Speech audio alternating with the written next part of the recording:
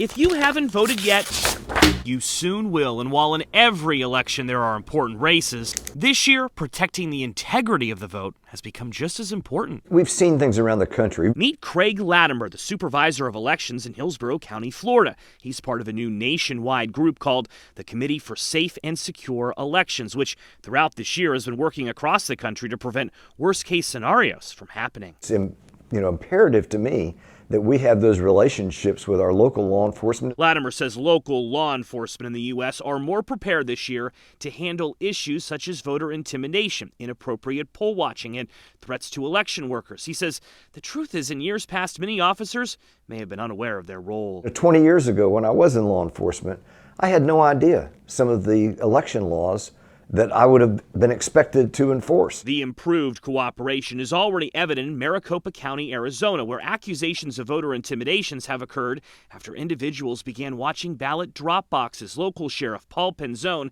who is also a member of the Committee for Safe and Secure Elections, has deployed officers to protect locations. We will be present in as many places as we can. The effort to protect the vote isn't just a local one. The Department of Homeland Security, as well as the FBI and the Department of Justice, have devoted more resources to tracking threats from in and outside the U.S. in the coming days. This hotline number you can see on your screen has been set up for anyone to call. FBI agents have been instructed to thoroughly investigate complaints. We have 4 lawyers here. And then there is the legal fight brewing on both sides. More than 100 lawsuits have already been filed ahead of the midterms across the U.S., targeting everything from early voting to voter access. Thar Hasibola runs the ACLU of Nevada. He says in battleground states like his, civil liberty groups have recruited dozens of lawyers to be on the ready to head to court should any controversies arise through Election Day. It seems to be that courts are the last stand, and democracy-based lawyering right now is becoming more of a critical focus, I think. In Washington, I'm Joe St. George.